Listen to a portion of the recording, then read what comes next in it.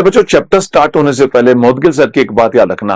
कभी कभी जब आपका पढ़ने का मन नहीं करता हो तो मेरी एक बात याद रखना, अपनी आईज को 1 मिनट के लिए क्लोज करना, अपने पेरेंट्स के फेस को अपनी आईज के सामने लाना और सोचना पेरेंट्स इतनी दूर आपको पढ़ने भेजा, कितना पेन लेते हो, कितने सपनों के साथ वो और आपके रिलेटिव आपकी सफलताओं की राह देख रहे हैं और आप देखो यहाँ बैठ के बिल्कुल कम पढ़ाई कर रहे हो। ये गलत बात है।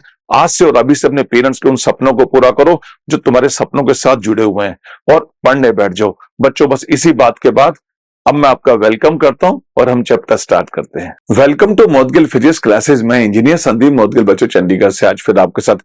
प्यारे बच्चों, आज 11th फिजिक्स का एक और ब्यूटीफुल चैप्टर हम स्टार्ट कर रहे हैं। Name is thermodynamics. पता है मेरे प्यारे बच्चों, थर्मोडायनेमिक्स में हम ये सारे टॉपिक कवर करेंगे डिफरेंट वीडियोस में। जैसे फर्स्ट टॉपिक बच्चों टीडी लिखा हुआ है, तो टीडी का मतलब ही थर्मोडायनेमिक्स होता है। उसके बाद सेकंड इसने थर्मोडायनेमिक्स के बाद जूल्स लॉ लिखा हुआ है। फिर एफएलओटी फ्लोट। अरे फ्लोट क्या है बच्चों? फ्लोट का मतलब होता है फर्स्ट लॉ ऑफ थर्मोडायनेमिक्स और फिर उसके प्रोसेसेस। ऐसे सेकंड में लिखा ग्राफ्स, फिर फ्लोट, ऑब्जेक्टिव, इस तरह के सारे टॉपिक हम डिफरेंट वीडियोस में कवर करेंगे।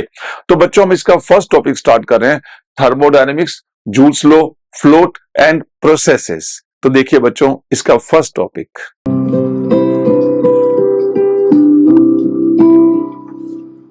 माय डियर स्टूडेंट्स, वीडियो के इस पार्ट में सबसे पहले हम स्टडी करते हैं थर्मोडायनेमिक्स में पढ़ते क्या है, होता क्या थर्मोडायनेमिक्स का मतलब। बच्चों थर्मोडायनेमिक्स का मतलब बेसिकली होता है हीट एक्सचेंज बिटवीन बॉडीज, या हीट एनर्जी का मैकेनिकल एनर्जी में या मैकेनिकल एनर्जी का हीट एनर्जी में चेंज होना। तो पहले हम इसकी डेफिनेशन बना लेते हैं, फिर हम बच्चों जूल्स लॉ की स्टडी करते हैं। देखो बच्चों, अगर कोई पूछे थर्मोडायनेमिक्स में क्या होता है तो आपको फर्स्ट पॉइंट बोलना है, ये साइंस की वो ब्रांच थी जिसके अंदर मैंने क्या लिखा है, exchange of heat energy between bodies. दूसरा क्या लिखा है, conversion of heat energy into mechanical energy या conversion of mechanical energy into heat energy. ये तीनों टॉपिक हम इसमें पढ़ते हैं। तो बच्चों इन तीनों पर बेस्ड हम इसको एक डेफिनेशन की फॉर्म में लिख लेते हैं। देखो मैंने क्या लिखा है, it is a branch of science which deals with the exchange of heat energy between bodies and conversion of heat energy into mechanical energy and vice versa. ये है बच्चों कहानी थर्मोडायनेमिक्स की।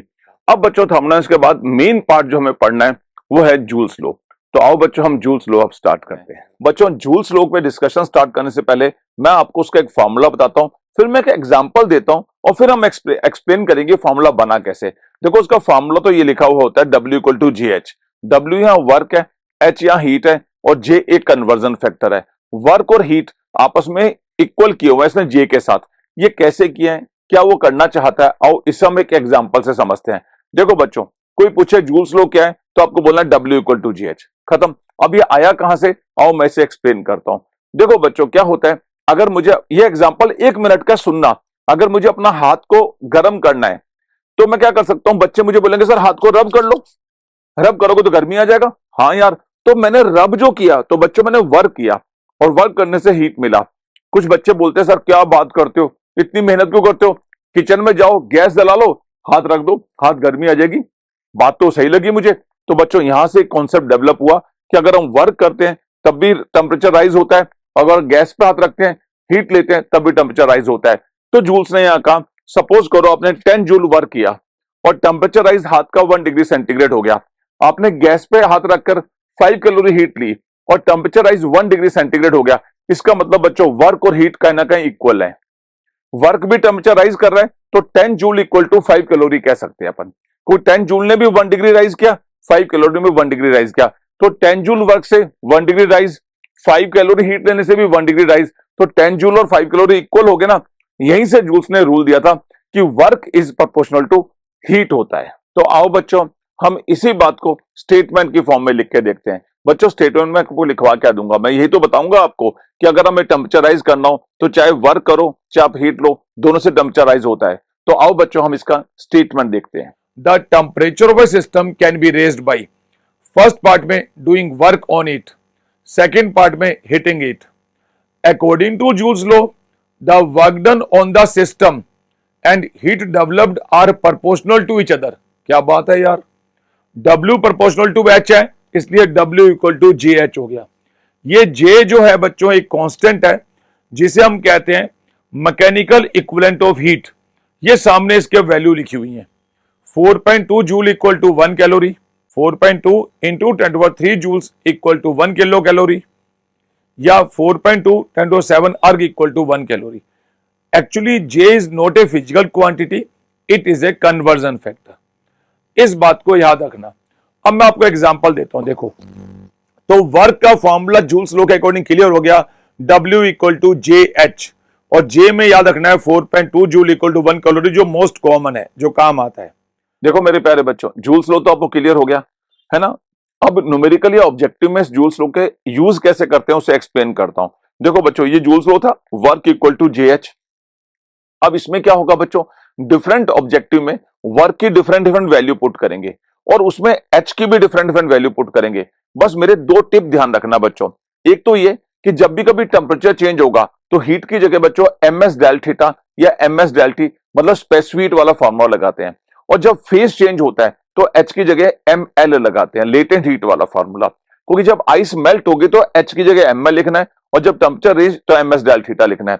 और वर्क जो होगा बच्चों डिफरेंट सिचुएशन में डिफरेंट होगा। तो आओ बच्चों, मैं इसे बोर्ड पे आपको एक्सप्लेन करता हूं कि कैसे वर्क और हीट के फॉर्मूले अलग अलग लगा के हम कोई भी ऑब्जेक्टिव कर सकते हैं। देखो ये लिखना W और एक तरफ बॉक्स में लिखो हीट, यहां W लिखा और यहां हीट लिखी है बच्चों।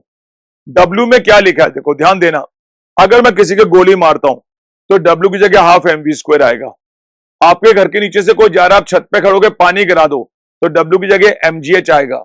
अगर हम बॉल घुमा रहे हैं अपने हाथ से तो W की जगह हाफ I⍵² आएगा। और अगर फुटबॉल को लात मारते हैं तो वो घूमेगा भी चलेगा भी, तो W की जगह half mv² plus half I⍵² आएगा। तो बच्चों वर्क अपने रिक्वायरमेंट, क्वेश्चन की रिक्वायरमेंट के हिसाब से हम फॉर्मूला पिक करेंगे, हाफ mv² या mgh या हाफ I⍵² या half mv² plus half I⍵²। ये है वर्क के फॉर्मूले। अगर हीट की बात करोगे, जब किसी बॉडी का टेम्परेचर राइज हो जाएगा बच्चों तो आपको हीट में यूज करना है एम एस डेल थीटा। जब भी कभी टेम्परेचर राइज होगा बॉडी का तो हीट की जगह आप यूज करेंगे एम एस डेल थीटा।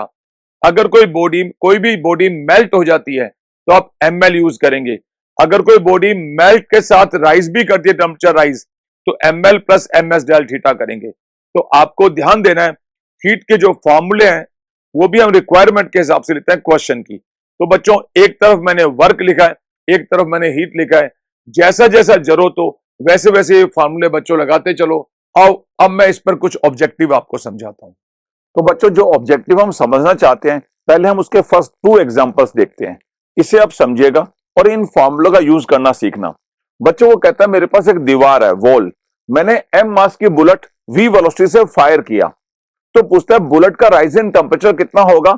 अगर ये बुलेट सारा टेम्परेचर खुद ही ले लेती है, सारी हीट खुद ही ले लेती है, इस वॉल को कुछ नहीं देती, ऐसा हमारा अजम्पशन है। तो बच्चों आप कोई भी प्रॉब्लम आए, स्टार्ट पता कैसे करना, W equal to J H लगा दिया करो, बस खत्म। अब W बच्चों बुलेट चली है तो वहां से यूज करना हाफ mv²। तो हाफ mv² जे और h की जगह बच्चों यूज कर लेना एम एस डेल थीटा, क्योंकि बुलेट का राइजिंग टेम्परेचर। इंपॉर्टेंट बात क्या है कि सारी की सारी हीट बुलेट ने ले ली, तो डायरेक्ट ये लगाना बच्चों, ठीक है। दीवार ने कुछ नहीं लिया, तो आपको कितनी खुशी हो रही होगी बच्चों, इसमें m से m उड़ गया। अगर m से m उड़ गया तो डेल थीटा आपके पास आ जाएगा बच्चों v²/2js। This is the formula of rising temperature of bullet. देखो बच्चों सेकंड प्रॉब्लम क्या है, वो कहता है m मास की बुलेट मैंने v से फायर किया। जब मैंने फायर किया तो उस बुलेट की काइनेटिक एनर्जी का 50% तो बुलेट रखता है और 50% वॉल रख लेती है, मतलब इक्वल शेयर हो जाता है हीट का जो निकलती है। तो बच्चों इस केस में राइजिंग टेम्परेचर ऑफ बुलेट पूछेगा कितना हुआ। हमें क्वेश्चन स्टार्ट इसी से करना है, W equal to J S से। अब W की जगह बच्चों यहां पुट करना है हाफ mv², पर बच्चों उसने बोला है इसका 50%, तो यहां कर देंगे 50/100, ये 50%। जे ऐसा कैसा लिखेंगे और h की जगह एम एस थीटा लिख देंगे बच्चों। अब देखो 50 से ये 1/2, तो आपके पास m से m उड़ गया, तो बच्चों आपके पास जो आंसर आएगा वो आएगा del theta equal to v²/4j into S. क्योंकि 50% काइनेटिक एनर्जी हीट में गई है, इसलिए हमने एनर्जी का 50% कर दिया और वो हीट में गई है, तो यहां v²/4js इसका आंसर आएगा। क्या बच्चों मेरी बात समझ में आई? आपको सिर्फ ये देखना है बच्चों कि अगर बुलेट फायर किया तो यहां से W equal to half mv², अगर कुछ गिराते हैं तो पोटेंशियल एनर्जी चेंज होती है, तो W जगह mgh लगाना है, और टेम्परेचर चेंज में ms डेल थीटा, वहां s स्पेसिफिक हीट कहलाती है बुलेट की। क्या बच्चों क्लियर हुआ? Copy it. ऐसे बच्चों थर्ड प्रॉब्लम देखिए।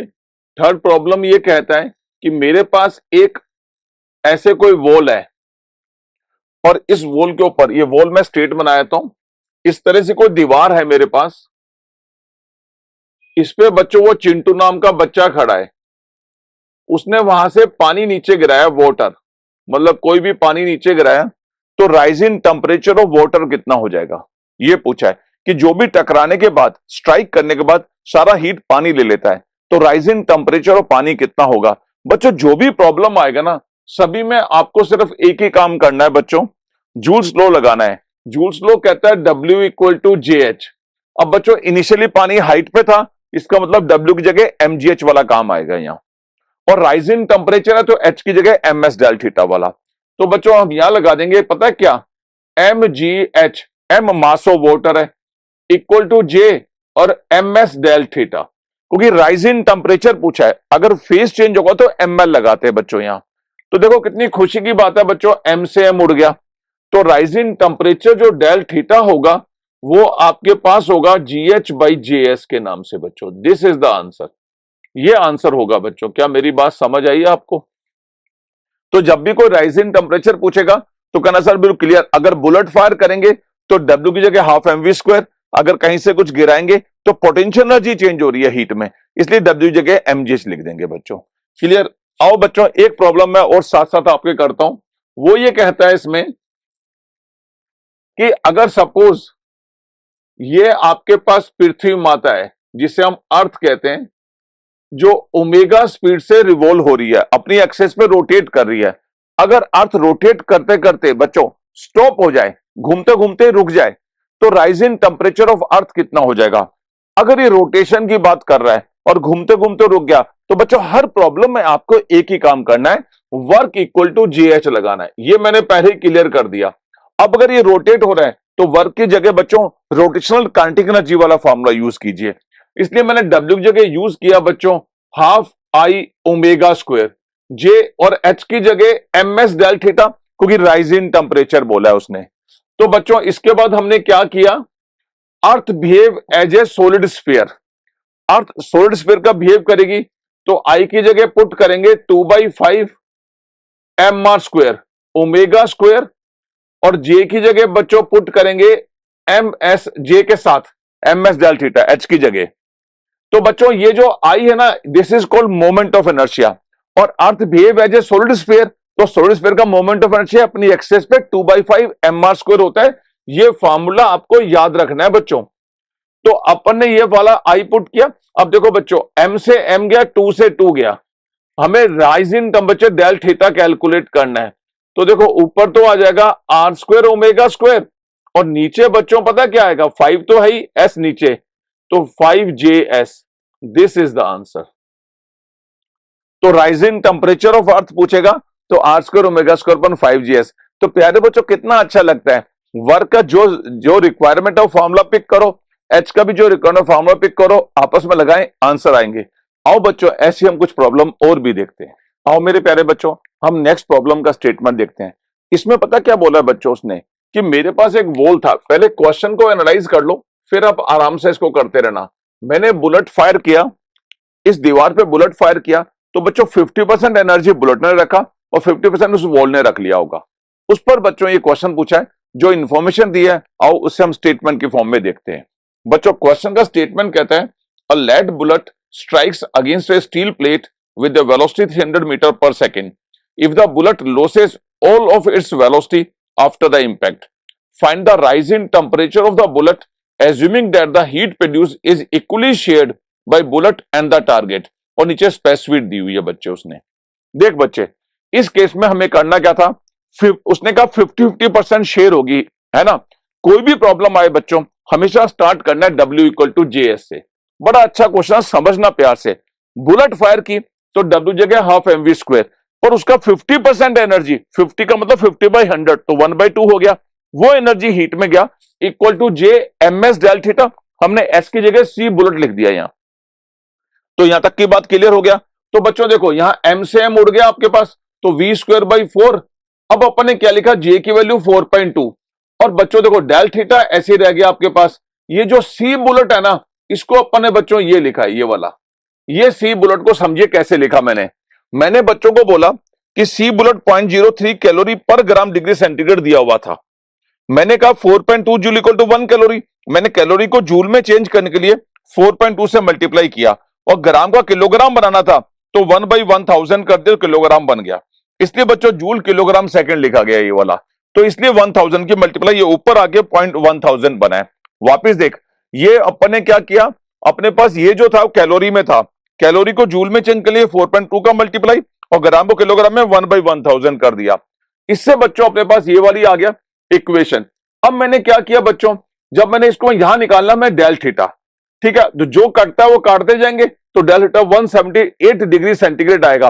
और चेंज इन टेम्परेचर सेंटीग्रेड और केल्विन का सेम होता है बच्चों, इसलिए इसका आंसर 178 केल्विन लिखो चाहे सेंटीग्रेड लिखो, एक ही बात है बच्चों। क्या मेरी ये प्रॉब्लम समझ में आई? इस प्रॉब्लम में बच्चों सिर्फ एक था कि आपको ये जो स्पेसिफिक दिया था उसकी ये फॉर्म चेंज करनी थी जिससे आपके पास ये आंसर बन जाए। क्या बच्चों मेरी बात क्लियर हुई आपको? Copy it my dear students, Joule's law की एक प्रॉब्लम हम और देखते हैं जिसमें फेज चेंज का कॉन्सेप्ट होगा। जैसे एक मैं पहले क्वेश्चन का स्टेटमेंट बोलने से पहले क्वेश्चन को एनालाइज करवाता हूं। मेरे पास एक आइस का क्यूब है, वो v वेलोसिटी से चला, ये देखो v वेलोसिटी से इसने स्टार्ट किया चलना और ये एक वुडन ब्लॉक पे स्ट्राइक किया और सारा आइस मेल्ट हो गया। तो बच्चों पूछेगा कि किस स्पीड से चले कि सारा आइस मेल्ट हो जाए। तो आओ बच्चों हम इस क्वेश्चन का स्टेटमेंट देखते हैं क्या कहता है। अ cube of ice eight 0 degree centigrade skids with a speed on a smooth floor. It is collide with a piece of massive wood block. It just melts. Find V. देखो बच्चों, जब एक वर्ड बोलते हैं स्मूथ फ्लोर, इसका मतलब friction नहीं है, तो आपको क्या बोलना होगा, इस केस में सारी काइनेटिक एनर्जी मेल्ट करने में काम आ गई। अगर फ्रिक्शन होगा तो कुछ पार्ट फ्रिक्शन में भी जाता ना, फिर वो तो अलग तरह की स्टडी करते हैं हम। तो बच्चों इसमें सबसे पहले एक मास्टर फॉर्मूला तो फिक्स है कि W इक्वल टू GH लगेगा। अब इस आइस क्यूब का काइनेटिक एनर्जी कितना है, हाफ mv² J, और आइस क्यूब मेल्ट हो गया, टेम्परेचर राइज नहीं हुआ, जस्ट मेल्ट हुआ है, इसका मतलब ml लगेगा इसमें।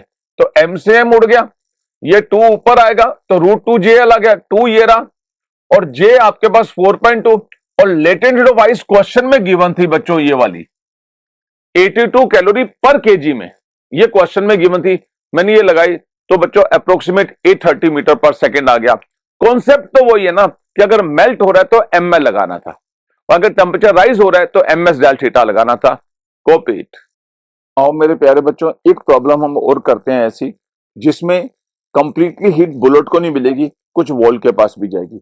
बच्चों क्वेश्चन का स्टेटमेंट बोलने से पहले मैं क्वेश्चन को एनालाइज करवाता हूं, क्वेश्चन है क्या। वो क्वेश्चन ये कहता है बच्चों कि मैंने एक बुलेट फायर किया, इस बुलेट का मास m था और वेलोसिटी v थी। जब इसने स्ट्राइक किया किसी वॉल पे तो बच्चों 25% एनर्जी वॉल खा गया। अगर 25% एनर्जी वॉल ले गया तो 75% एनर्जी बुलेट के पास गया, तो 75/100 कर देना, जिसे हम कहते हैं 3/4। ये 3/4 हो गया।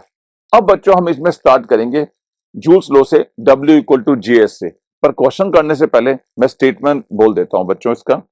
अ lead bullet just melts when stopped by an obstacle, assuming 25% heat to be absorbed by the obstacle. Find the velocity of the bullet if the initial temperature is 27 degree centigrade. Given melting point of lead is 327 degree centigrade. Specificity of lead दिया हुआ है 0.03, latent heat of bullet दिया हुआ है 6 calorie पर ग्राम, ये नीचे दिया हुआ है बच्चों। देखो बच्चों तुम्हें एक बात बताता हूं, इस क्वेश्चन में हुआ क्या है। सबसे पहले बुलेट गया, उसने जब स्ट्राइक किया तो 25% एनर्जी वॉल ने ले लिया, 75% एनर्जी जो बुलेट के पास था उसने दो काम किया, एक तो बुलेट का टेम्परेचर चेंज किया और एक बुलेट को मेल्ट किया। टेम्परेचर चेंज कैसे किया बच्चों, इनिशियल टेम्परेचर बुलेट का 27 दिया हुआ है और मेल्टिंग पॉइंट उसका 327 है, तो बुलेट पहले 27 से गर्म होकर 327 पर चली गई और फिर उसने उसको मेल्ट कर दिया।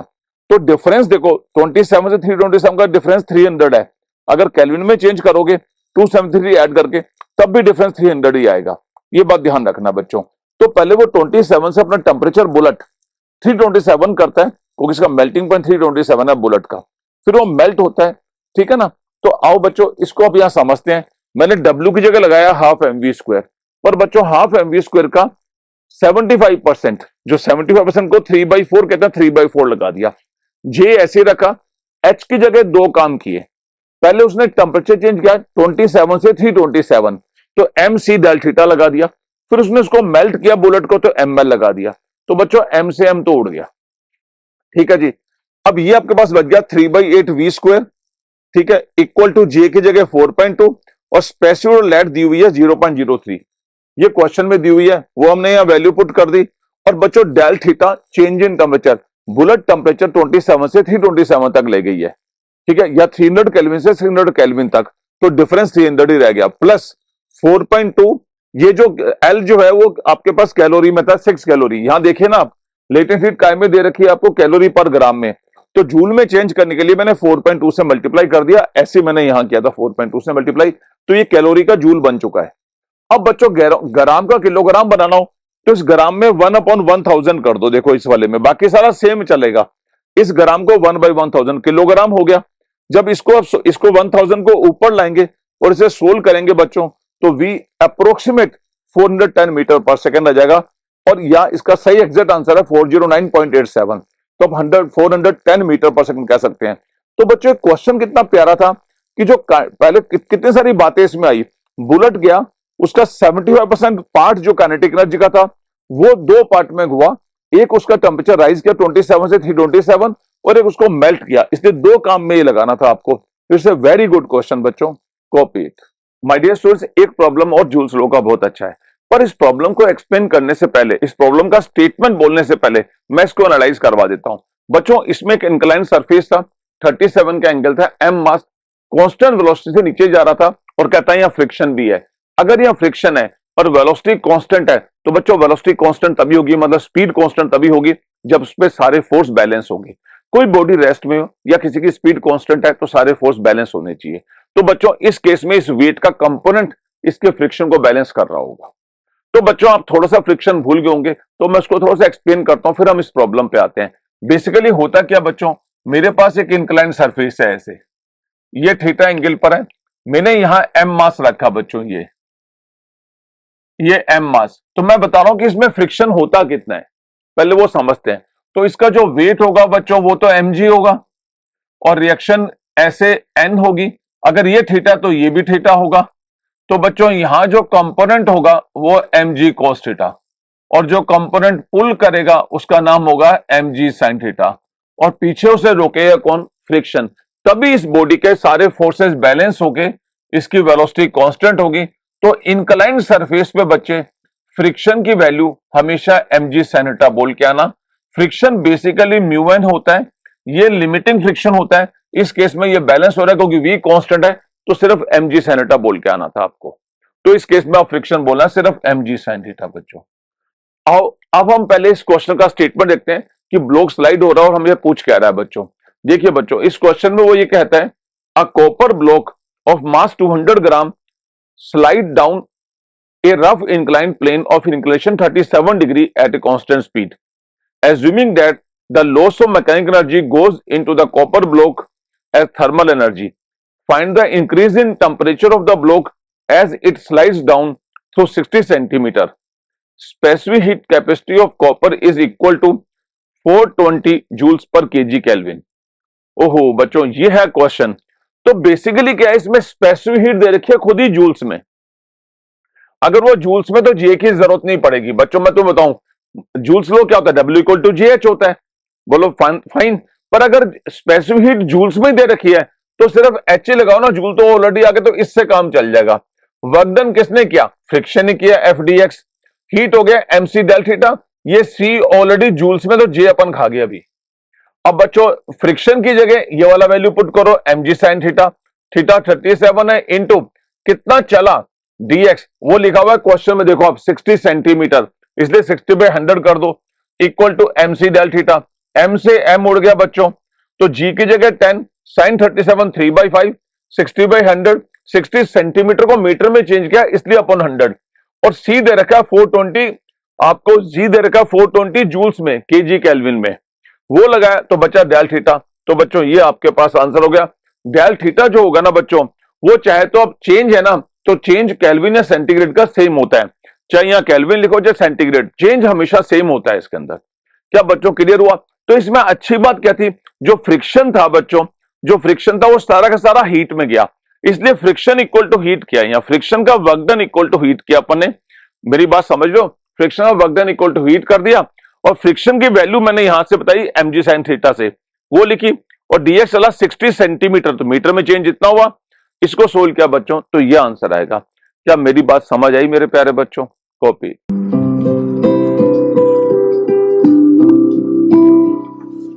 जो खो गया उसके लिए रोया नहीं करते, जो पा लिया उसे कभी खोया नहीं करते। बच्चों सफलताएं तो उन्हीं को मिलती हैं जो मजबूरियों का रोना रोया नहीं करते। बच्चों आप मेरे साथ पढ़ने की टेक्निक को बदल लीजिए, आपके भी फिजिक्स में इतने ही मार्क्स आएंगे जितने मेरे एक स्टूडेंट हार्दिक के आए हैं नीट में 2021 में 176 out of 180। My dear students, अभी आपने जूल्स लॉ को समझा। जूल्स लॉ के बाद हम स्टार्ट करेंगे फर्स्ट लॉ ऑफ थर्मोडायनेमिक्स। हाँ, इसे कहते हैं फ्लोट, FLOT। बच्चों फ्लोट अगर कोई पूछे आपसे क्या होता है, तो एक तो आप जानते ही हो, कंजर्वेशन ऑफ एनर्जी। ये सब बातें नहीं बोलना, जो मैं सिखा रहा हूं पहले वो बोलना। कहना sir first law of thermodynamics ये कहता है कि किसी सिस्टम को दी गई हीट दो पार्ट में डिवाइड होती है, एक इंटरनल एनर्जी इंक्रीज करने में और एक एक्सटर्नल वर्क डन करने में। तो आप बोलिए कि सर हमें समझ ही नहीं आई बात। तो बच्चों मैं एक एग्जांपल देता हूं। आप अपने किचन में जाइए, गैस के ऊपर पानी रखिए, ऊपर कैप लगा दीजिए, ढक्कन। आप पानी गर्म कीजिए तो पानी गर्म होगा, वेपर बनेगा और ढक्कन गिर जाएगा। तो दी गई हीट दो काम कर रही है, एक पानी गर्म करती है और एक ढक्कन गिराती है।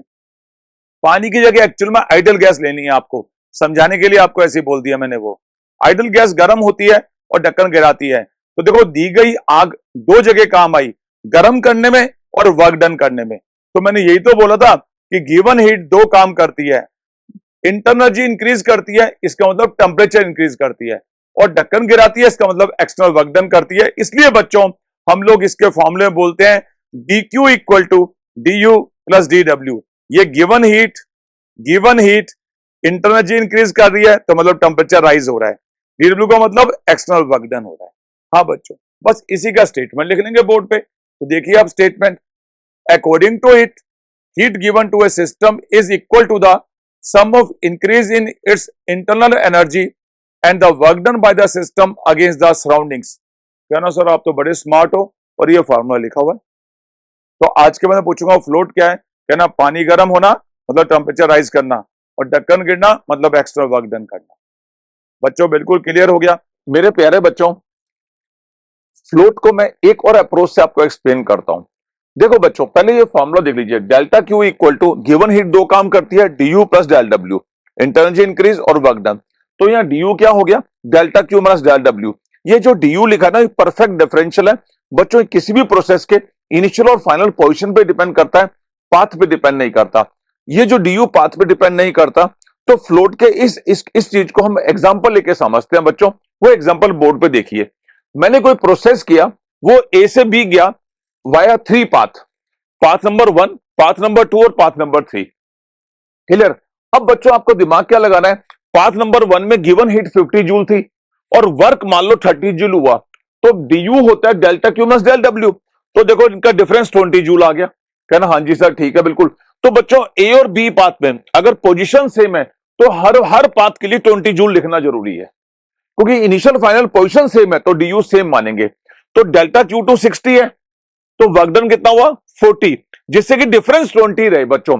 रीजन क्या है कि डी सेम होना चाहिए। ये डी है, ये चेंज किसी भी पाथ के लिए नहीं होगा क्योंकि वो पाथ से इंडिपेंडेंट है, वो सिर्फ इनिशियल फाइनल ए और बी पे डिपेंड कर रहा है। जैसे पाथ नंबर 3 देख, चालू हुआ ए से स्टार्ट हुआ और बी पे फिनिश हो गया, तो इनिशियल फाइनल तो सेम है, तो इस पाथ में डी 20 आएगा। अगर डेल्टा क्यू 60 आपका डेल्टा क्यू 70 है, डेल्टा क्यू 3 70 है, तो डेल्टा क्यू 3 70 है ना, डी 20 तभी बनेगा जब वर्क डन 50 होगा, कोई डिफरेंस जो है वो डी बनता है, इसलिए 50 जूल वर्क डन, ये भी 20 जूल आ गया बच्चों। मैं कहना ये चाहता हूं किसी भी पाथ के लिए इनिशियल फाइनल सेम है तो इन दोनों का डिफरेंस जो डी है, इन दोनों का डिफरेंस वो 20 जूल है, सेम है। तो जनरल कह सकते हो delta Q minus del W equal to D U, ये दोनों सबके लिए कॉमन है, तो डेल्टा क्यू हो गया D plus del W. This is known as FLOT. तो फ्लोट होता क्या है, तो दो पार्ट में बोलना। फर्स्ट पार्ट तो बोलना कि गिवन हीट दो काम करती है, इंटरनल एनर्जी इंक्रीज और external work done. Internal energy increase और एक्सटर्नल वर्क डन। सेकंड बात बोलना कि ड्यू जो होता है वो इनिशियल फाइनल पाथ पे डिपेंड, पोजीशन पे डिपेंड करता है, पाथ पे डिपेंड नहीं करता। तो ड्यू हर पाथ के लिए सेम, उससे जनरलाइज भी हम ये फॉर्मूला बना सकते हैं। क्या बच्चों मेरी बात समझ में आई? कॉपी। देखो बच्चों, इस एग्जांपल से ये बात पता लग गई आपको, जो एग्जांपल आपने अभी पढ़ा था उससे ये बात पता लग गई कि delta Q and del W वो तो पाथ फंक्शन है, पाथ पे डिपेंड करते हैं, पर D U is a point function, वो सिर्फ इनिशियल एंड फाइनल पोजीशन पे डिपेंड करता है। ये बात अपनी पॉकेट में हमेशा रखना। आओ बच्चों, अब होता क्या है बच्चों, जो फ्लोट होता है ना बच्चों, इसकी डिफरेंट डिफरेंट फॉर्म हमें पता होनी चाहिए, जो डिफरेंट डिफरेंट ऑब्जेक्टिव में लग जाती है। जैसे फर्स्ट फॉर्म तो है लॉजिकल, कि भैया पानी गर्म होना, ढक्कन गिरना। पानी का मतलब आइडल गैस का गर्म होना और कैप का गिरना, ये तो फर्स्ट फॉर्म मैंने बताई। सेकंड फॉर्म उसको मैथमेटिकल फॉर्मूले में कन्वर्ट किया, delta Q equal to D U plus del W. Given heat दो काम करती है, इंटरनल एनर्जी इंक्रीज और external work done, second form. अब इसी फॉर्मूले की हम अदर फॉर्म पढ़ना सीखना चाहते हैं। उस अदर फॉर्म के लिए जो इंपॉर्टेंट टिप्स काम आती हैं, तो आओ पहले उन टिप्स को डिस्कस करते हैं, फिर फटाफट फॉर्म का एक्सप्रेशन करेंगे। देखो सबसे पहले टिप है कि थर्मोडायनेमिक्स में वर्क डन कैसे कैलकुलेट करते हैं।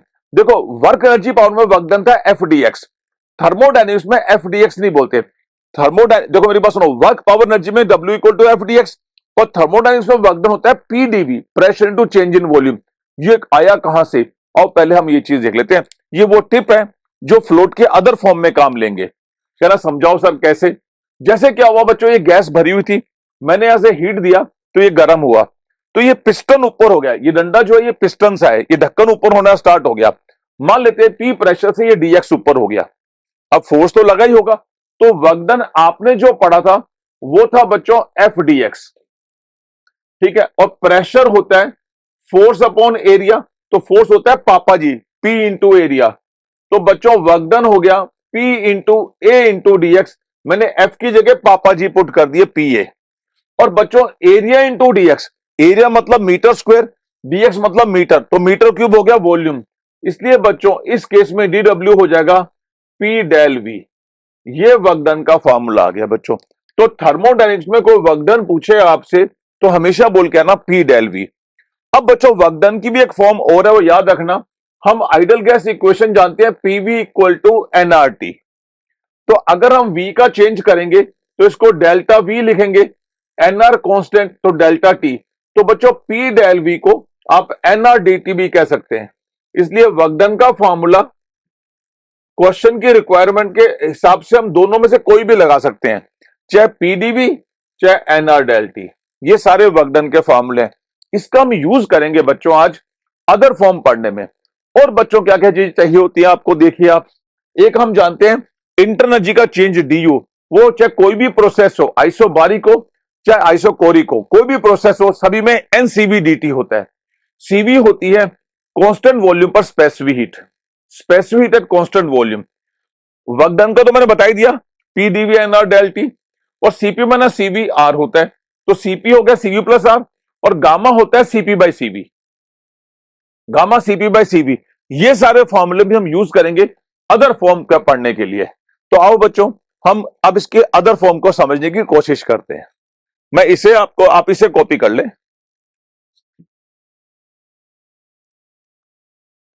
देखो मेरे प्यारे बच्चों, मैं तुम्हें एक बात बताता हूं। फ्लोट की फर्स्ट फॉर्म थी गैस गर्म होना, ढक्कन गिरना। सेकंड थी गिवन हीट दो काम करती है, D U plus del W. Third form देखिए, ये सेकंड फॉर्म को हम कन्वर्ट कर रहे हैं, delta Q equal to D U plus del W. ठीक है बच्चों, प्यारे बच्चों आप यहां लिखिए delta Q equal to D U की जगह यहां से उठा लीजिए NCV D T, plus del W की जगह लिख दीजिए बच्चों पीडीवी, पीडीवी या एनआरडीटी, कुछ भी पीडीवी ऐसे भी कर सकते हैं आप। तो डेल्टा क्यू हो गया एनसीवी डीटी, और पीडीवी को एनआरडीटी कह सकते हैं आप। आज ही पढ़ा हमने एनआरडीटी, ठीक है बच्चों। अब उसके बाद क्या किया, डेल्टा क्यू इक्वल टू बच्चों एनडीटी कॉमन आ गया, तो देखो क्या बचेगा सीवी प्लस आर और एनडीटी। प्यारे बच्चों आप यहां देखिए, मैंने क्या किया, इसमें से एन ऐसे ही छोड़ दिया, ये dt कॉमन लिया, तो ये आपके पास ये जो बीच में आर है वो ये आपके पास आ गया CV प्लस आर, और CV प्लस आर CP होता है। तो बच्चों यहां से डेल्टा क्यू आ गया NCP dt, ये अदर फॉर्म ऑफ फ्लोट आ गई है। तो आप इस फॉर्म को लेके चले, इसकी बजाय आप ये भी आप बोल सकते हैं NCP dt, ये अदर फॉर्म है। अब इसकी भी फॉर्म चेंज करते हैं। ये थर्ड फॉर्म की स्टडी हो रही थी। फर्स्ट फॉर्म थी आइडल गैस गर्म होना और ढक्कन गिरना। सेकेंड फॉर्म ये फॉर्मूला था, इससे थर्ड फॉर्म NCP dt बना दी। अब इसी की बच्चों फोर्थ फॉर्म भी बना सकते हैं। उसके लिए कुछ बातें आप याद रखना जो मैं यहां बता देता हूं। बच्चों हम जानते हैं CP minus CV equal to R होता है।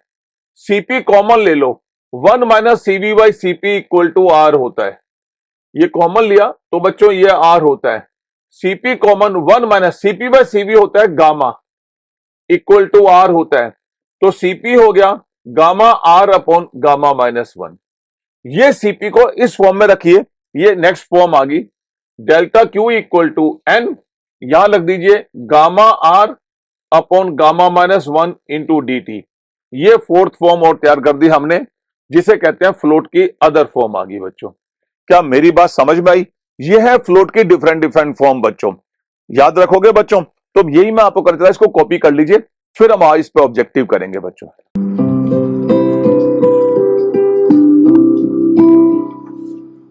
देखो मेरे प्यारे बच्चों, फ्लोट तो आपको बहुत डिटेल में क्लियर हो गया।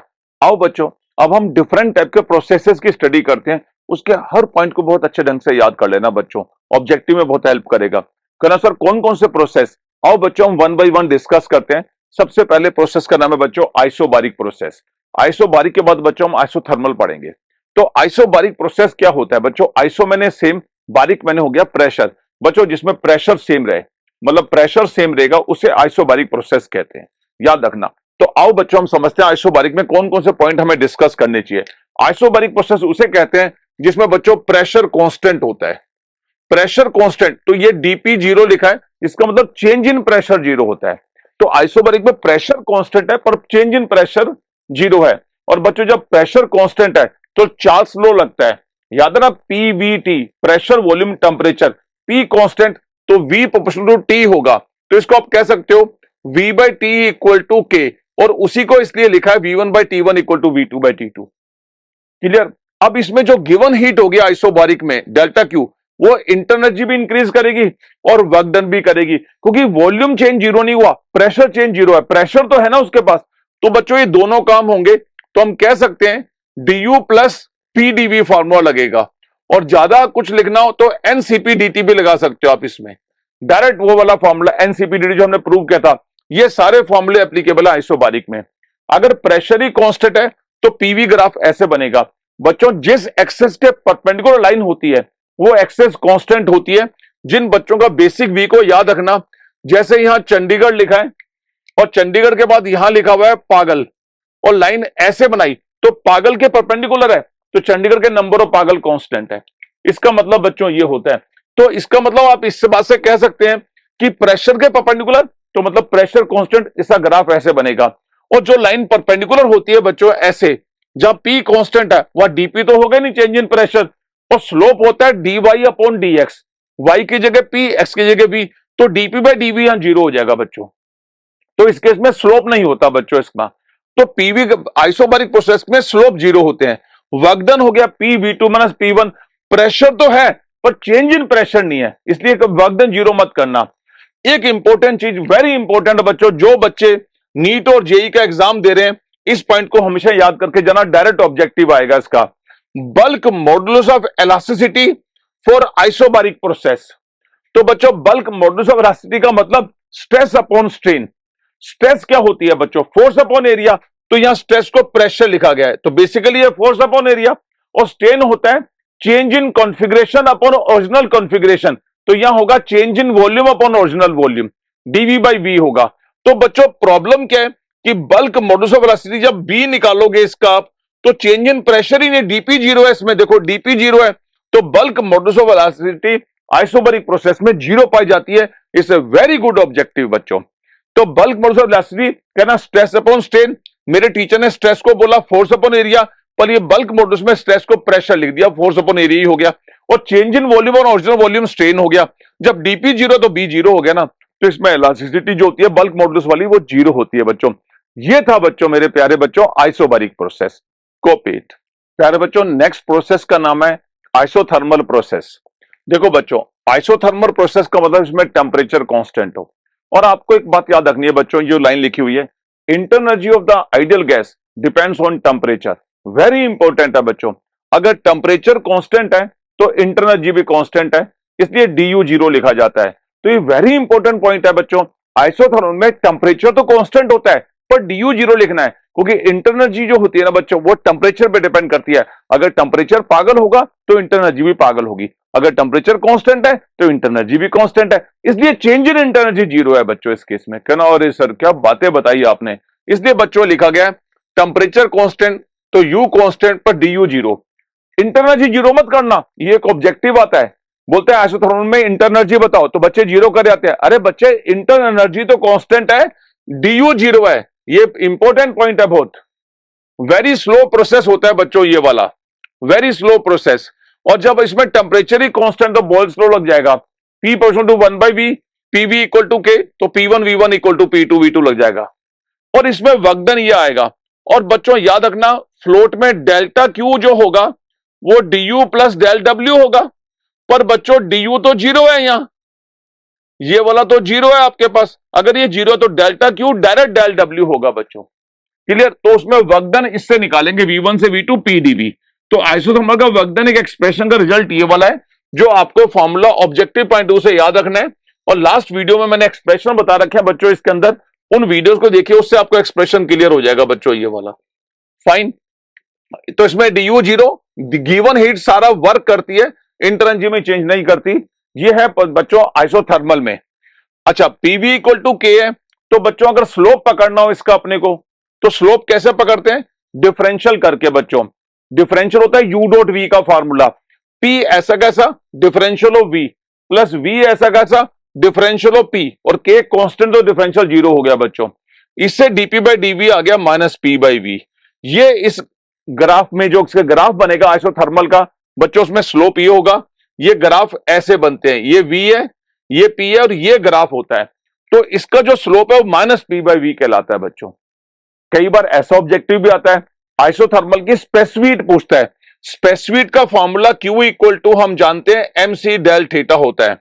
तो C is known as specific heat, या MC dt कर दो आप चाहो तो C होगा Q/mdt। और चेंज इन टेम्परेचर तो 0 है, कोई टेम्परेचर कांस्टेंट, तो 1/0 इनफाइनाइट होता है, इसलिए बच्चों स्पेसिफिक इसकी इनफाइनाइट होती है। अब सबसे इंपॉर्टेंट है बच्चों आइसोथर्मल इलास्टिसिटी, बल्क मॉडुलस वाली इलास्टिसिटी आइसोथर्मल के लिए।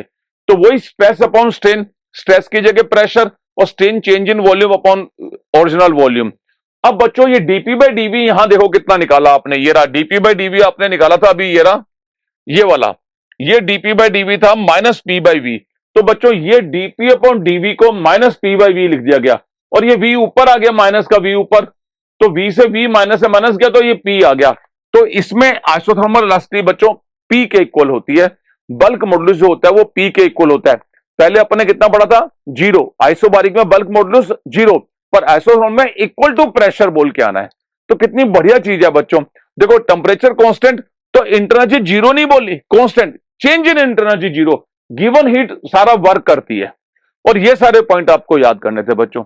ये था आइसोथर्मल प्रोसेस बच्चों, कॉपी इट। बच्चों थर्ड प्रोसेस का नाम है आइसोमेट्रिक और आइसोकोरिक। ये एक ही बात है बच्चों, आइसोमेट्रिक या आइसोकोरिक मतलब जिसमें बच्चों वॉल्यूम कांस्टेंट होता है। देखो वॉल्यूम कांस्टेंट है, अगर वॉल्यूम ही कांस्टेंट है तो बच्चों आपको डायलॉग बोलना है change in volume 0।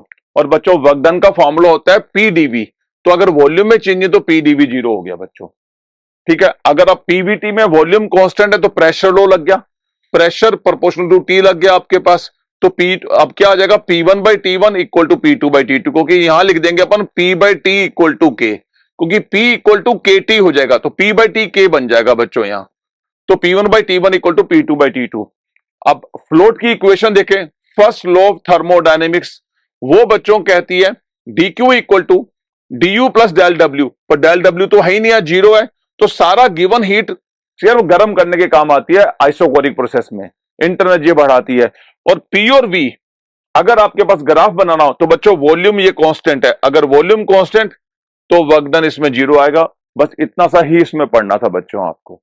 Copy it. बच्चों नेक्स्ट प्रोसेस का नाम है साइक्लिक प्रोसेस। साइक्लिक में कहता है, एक इंपॉर्टेंट पॉइंट को याद रखना बच्चों आप इसमें, कि a cyclic process consist of a series of changes which return the system back to the initial stage. मतलब ए से बी गया, जो भी ड्रामे किए उसने, पिस्टन ऊपर नीचे जो मर्जी हुआ, वापस बी से ए, मतलब जिस पॉइंट से चला था बच्चों वापस वो घूम के वापस वहीं आ गया। ये कहना चाहता है इसमें इनिशियल और फाइनल पोजीशन सेम होती है, और बच्चों जिसमें इनिशियल और फाइनल पोजीशन सेम होगी उसमें बच्चों डी जीरो होगा, चेंज इन इंटरनर्जी नहीं होगी। तो अगर आप इस केस में फ्लोट लगाएंगे तो फ्लोट कहता है delta Q equal to D U plus del W. प्यारे बच्चे डी यू अगर 0 है तो गिवन हीट डेल डब्ल्यू करेगी। अब इसमें बात एक नोट करनी है बच्चों आपको, दो प्रोसेस ऐसे जो दुनिया में सेम है, एक का नाम है आइसोथर्मल, आइसोथर्मल, और दूसरे का नाम है बच्चों साइक्लिक। अब बच्चों देखो साइक्लिक और आइसोथर्मल दोनों के अंदर बच्चों डी यू 0 होता है, ये चीज वेरी इंपॉर्टेंट है। तो आप कहना सर हमें याद हो गया, ऐसे टू प्रोसेस ऐसे हैं थर्मोडायनेमिक्स में, आइसोथर्मल में भी डी यू 0 और साइक्लिक में भी डी यू 0 होता है। बस साइक्लिक में होता है कि वापस वो प्रोसेस सारे करते हो अपने इनिशियल पोजीशन पे आता है, और इंटरनर्जी डिपेंड करती है सिर्फ इनिशियल और फाइनल पोजीशन पे। अगर पोजीशन इनिशियल है बाद में भी इनिशियली तो पोजीशन चेंज ही नहीं हुई, इसलिए डी यू 0 बोलते हैं इसमें। तो हो गए ना दो प्रोसेस ऐसे जहां डी यू 0 पाया जाता है बच्चों।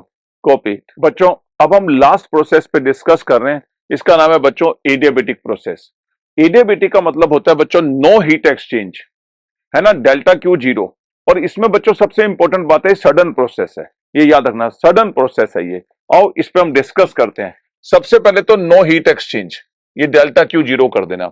इसमें जो भी वर्क होगा बच्चों वो इंटरनर्जी की कॉस्ट पे होगा। क्या बोलोगे? जो भी वर्क होगा वो बच्चों इंटरनर्जी की कॉस्ट पे होगा। तो गिवन हीट दो काम करती है बच्चों इस केस में, D U plus del W, पर डी क्यू तो 0 है, तो D U plus del W equal to 0। तो बच्चों डेल डब्ल्यू हो जाएगा माइनस डी यू। तो जो वर्क डन होता है वो इंटरनर्जी की कॉस्ट पे होता है, मतलब इंटरनर्जी इस केस में या तो इंक्रीज होती है या डिक्रीज होती है। जैसे एग्जांपल दे रहा हूं, थर्मस को आप हिलाएंगे तो इंटरनर्जी इंक्रीज होगी, ठीक है, उससे पानी गर्म हो जाएगा अंदर। या किसी टायर में ब्लास्ट हो जाए, हवा निकल जाए उसमें से एकदम तेज, तो वो अपनी इंटरनर्जी लॉस करके निकलती है, तो वहां टेम्परेचर गिरता है बच्चों। स्पेसिफिक हीट की बात करोगे, Q upon M delta T, ये Q यहां हीट एक्सचेंज को रिप्रेजेंट करता है। ये तो 0 है तो स्पेसिफिक इस केस में बच्चों 0 बोल के आनी है। ये तीन इक्वेशन इसमें हमेशा न्यूमेरिकल में यूज की जाती है। इसका प्रूव मैंने एक्सप्रेशन वाले वीडियो में किया हुआ है। इन तीनों का एक्सप्रेशन वाले वीडियो में आपको मिल जाएगा, जो एडियाबेटिक का वीडियो है, कैसे लाया मैं। PV gamma equal to K, TV gamma minus 1 equal to K, P1 minus gamma T gamma equal to K. ये एडियाबेटिक की इक्वेशंस याद रखना बच्चों। सबसे इंपॉर्टेंट है एडियाबेटिक इलास्टिसिटी। अगर ये कुछ भी समझ में नहीं आए तो बच्चों ये वाला आंसर रट जाओ बस। अगर आप नीट और जेई के बच्चों तो सिर्फ ये रट जाओ, आइसोथर्मल में पी था तो इसमें गामा पी था, बस खत्म। इतना सा याद कर जाओ, अपना काम चल जाएगा। फिर भी मैं बताने की ट्राई करता हूं बच्चों, पीवी गामा इक्वल टू के, इसकी इक्वेशन दी हुई थी, मैंने डिफरेंशियल किया बच्चों, पी का डिफरेंशियल डीपी, वी को ऐसे रहने दिया, यू डॉट वी लगा रहा हूं, तो एक ऐसी रह गया, एक का कर दिया। अगली बार पी ऐसे रह गया और इसके लिए फॉर्मूला लगा दिया एन एक्स एन माइनस 1, तो गामा वी गामा माइनस 1, और खुद वी का डीवी इक्वल टू 0 कर दिया। अब बच्चों डीपी वी यहीं रह गया, इसको अपन उधर ले गए। अब बच्चों डीपी ये रहा और डीवी ये रहा, ये डीपी अपॉन डीवी, ये कचरा ऊपर, वी की गामा नीचे, ये गामा से गामा वाला उड़ गया, तो minus gamma P by V आ गया अपने पास। एक फॉर्मूला और तैयार हो गया बच्चों यहां, डीपी बाई डीवी। अब बल्क मॉडुलस होता है DP upon DV by V, तो डीपी बाई डीवी को minus gamma P by V put किया, वी से वी उड़ा तो गामा पी इसका आंसर आ गया। तो बच्चों एडियाबेटिक में अगर कोई पूछेगा आप इलास्टिसिटी बताओ तो गामा पी, ये आपके लिए बहुत इंपॉर्टेंट है बच्चों ऑब्जेक्टिव पॉइंट ऑफ व्यू से। क्लियर? आइसोथर्मल स्लो प्रोसेस थे, एडियाबेटिक सडन प्रोसेस थे, ये सारी बातें याद रखना। और इसमें क्या था, डेल्टा क्यू 0 था, जो भी वर्क होगा वो इंटरनर्जी की कॉस्ट पे होगा, या तो इंटरनर्जी इंक्रीज होगा या डिक्रीज होगा। बच्चों एडियाबेटिक में टेम्परेचर चेंज हो सकता है पर हीट एक्सचेंज नहीं होती, तो ध्यान रखना बच्चों इस बात का। Copy it.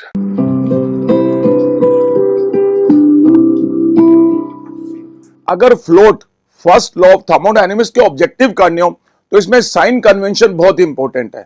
मैं एक टेबल आपको बना रहा हूं, बच्चों इसे याद कर लीजिए, फिर ऑब्जेक्टिव में इसका हम बहुत यूज करेंगे।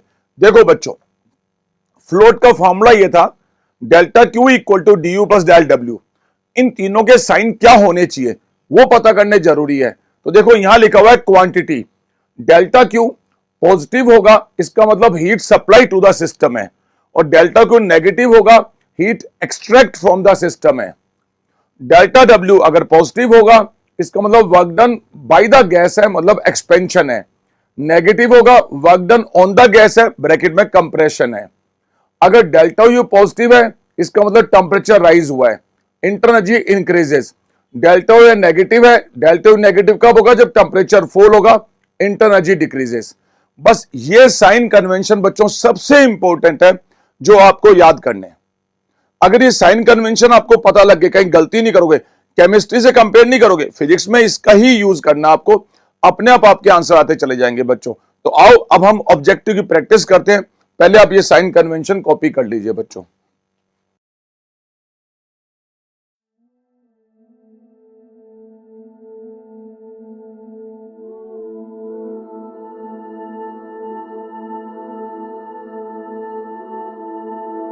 माय डियर स्टूडेंट्स, अगर ये वीडियो आपको अच्छा लगा और इस तरह के आप और वीडियो देखना चाहते हैं तो इसके लिए 2 वे हैं बच्चों। 2 वे बताने से पहले मैं 2 पॉइंट आपसे डिस्कस करना चाहता हूं। मेरा फर्स्ट पॉइंट ये बच्चों, इन वीडियोस में आपके कंटेंट से कंप्रोमाइज नहीं किया गया है।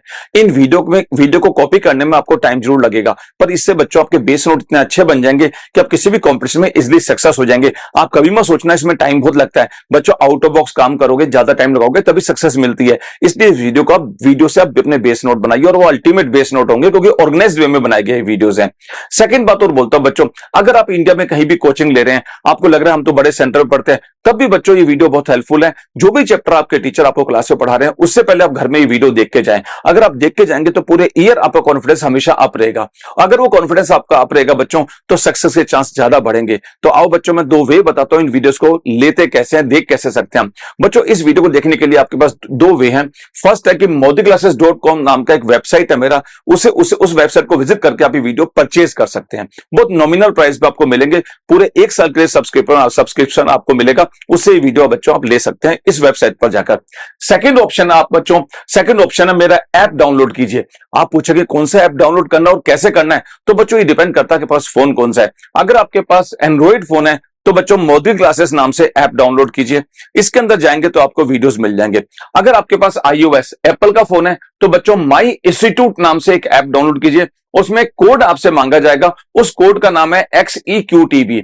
माई इंस्टीट्यूट के बाद जो कोड मांगेंगे उसमें XEQTB, अगर आप XEQTB भरेंगे तो वो ऐप डाउनलोड हो जाएगा। इसके बाद वहां से आप वीडियो खरीद सकते हैं, परचेज कर सकते हैं। प्यारे बच्चों, इन वीडियो में आपको ऐसा स्क्रीन दिखाई देगा, इसमें नीचे लिखा हुआ आएगा बाय नाउ। बाय नाउ पे क्लिक करेंगे तो जैसे जैसा वो बोलता जाएगा वैसा आप करते जाएं, ये वीडियो आपके पास एकदम स्टार्ट हो जाएंगे बच्चों।